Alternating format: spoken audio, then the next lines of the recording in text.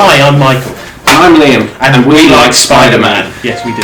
And we very much enjoyed the previous movies, bar the Mark Webb ones.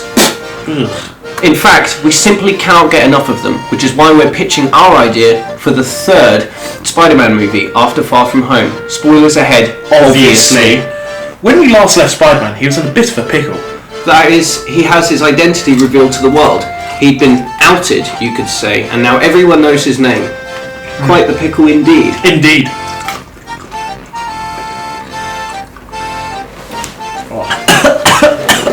So where do we go from here? Well, I have an idea. You do? I do! It's called Spider-Man Home Invasion. And the premise is simple. We're going to up the stakes massively by simply including all of the villains. 6 of them, in fact. You could perhaps call them the Sinister Six. But Liam, 2 franchises have fallen down by including so many villains. What's different about your story? Well, that is a worry, but with the setup of this story and the fact that these villains, bar one, have already been introduced, I have no worries. Alright, so who will PP be fighting against here? The Sinister Six are formed of... the Shocker, the Vulture, Mysterio, Scorpion, Prowler, and Kraven the Hunter. Yes, that's right. Kraven is our new villain. Director John Watts has interest in the character appearing, so it makes sense. The premise of the film involves New York's new mayor, Norman Osborn, whose company now resides in the old Avengers Tower, declares the Sokovia Accords are to be re-implemented into New York, and Spider-Man is an enemy of the people. Meanwhile, he secretly hires 6 master villains to hunt Peter down for massive bounty, freeing them from prison and settling them to the task of killing Spider-Man and each other along the way. Juicy. Now, if you're wondering why this sounds so familiar, it's because it is. It's a concept stolen from the great game Batman Arkham Origins, which showed how good this concept actually is a great way to deal with lots of villains as they weave in through the plot organically. It's also a lie. A lie? A lie, I tell you. The Sinister Six is a gimmick. In a movie, there's no way you can have 6 major villains with depth, detail, and famous actors playing them, all sharing equal limelight, which is why they don't whatsoever. We're splitting them into 3 tiers, like a cake you could say. Tier 1 is low tier. Here we have the Shocker, who is taken out early and arrested, being Peter's first victory and all, and the Prowler, who has a chance to kill Peter but changes his mind, running away into the darkness to tease Miles Morales' eventual introduction. Tier 2 is our already introduced villains, the Vulture and Mysterio. Mysterio is an interesting one as Peter is the most mad at him out of all of them. Peter wants to fight Mysterio for what he did, yet there's no Jake Gyllenhaal seen so far. He hasn't taken the suit off, and when Spidey finally overpowers him, he smashes the fishbowl helmet to reveal nothing.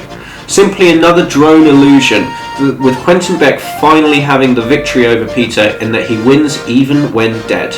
The other returning villain, of course, is the Vulture, whose arc in this film is sympathetic as he clearly respects Peter, and now his daughter knows that he tried to kill her homecoming day.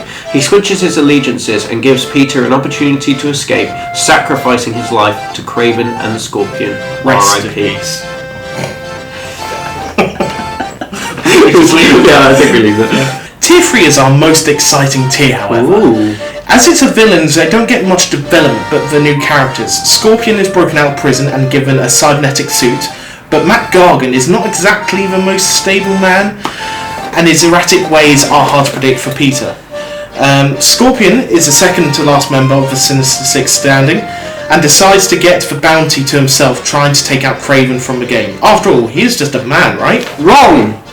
In the opening scene of the movie, Kraven chases a Wakandan war dog through the jungle, kills him and takes one of the last remaining heart-shaped herbs, the ones that give Black Panther his powers. Kraven is simply a man of iron will on a mission to kill Peter, and he's the last villain standing, almost completing his goal, if it wasn't for Spider-Man's resilience. Ooh. But what about everyone else? And does this film have an MCU character appearance like the previous 2 films? It does. It does. It takes its form in the Sorcerer Supreme himself, Doctor Strange.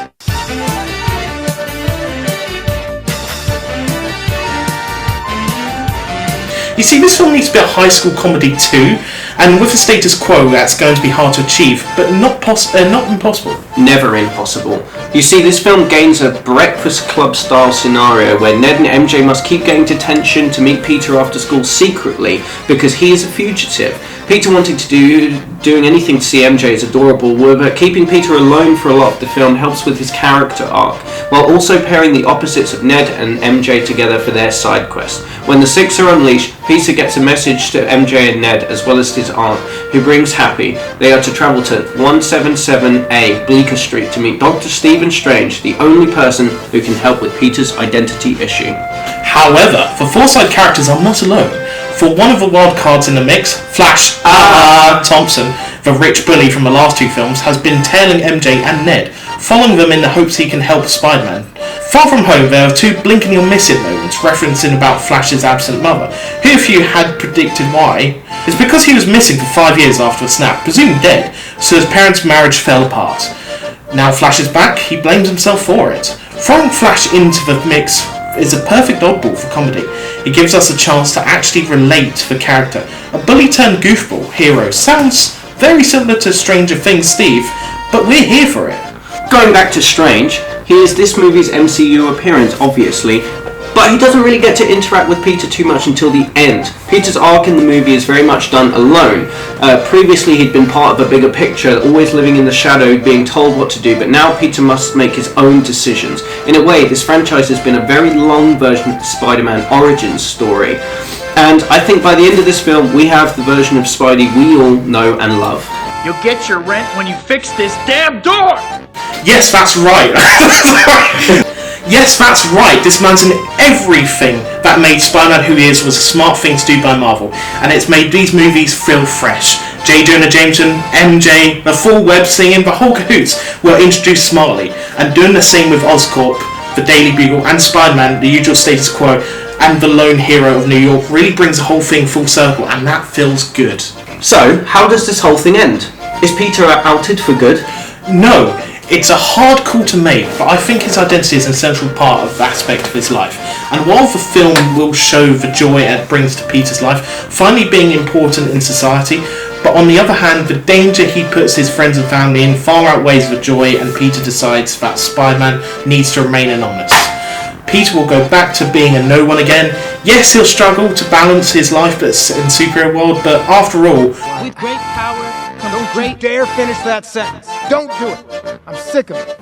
So, the secret mission he sent his friends on with Doctor Strange comes front and centre when they have made an enchantment to make a fake Peter Parker disguise. Across the next week, Peter is seen in places Spider-Man is not, and suspicion begins to die down as both appear to be different people. The film ends with a press conference with Peter Parker and his ordeal. He steps towards the microphone, he speaks directly to the camera and says, "I am not Spider-Man." End. It's the ultimate way to show Peter and Tony are different, and by having this film end the same way as Iron Man 1 but differently, opposite implications, Spider-Man has made the ultimate sacrifice and become a better person for it. Ultimately, I imagine there'll be a follow-up trilogy to this one. Sony would be stupid not to, and Tom Holland is still young enough and to hold the role for years to come. So the end of the film is open. He'll become Spider-Man we know and love from the comics, and the door will be open more. The Osborns will be introduced, ready to be used in future movies, but for now, that's the best ending to this trilogy we can picture. Job done.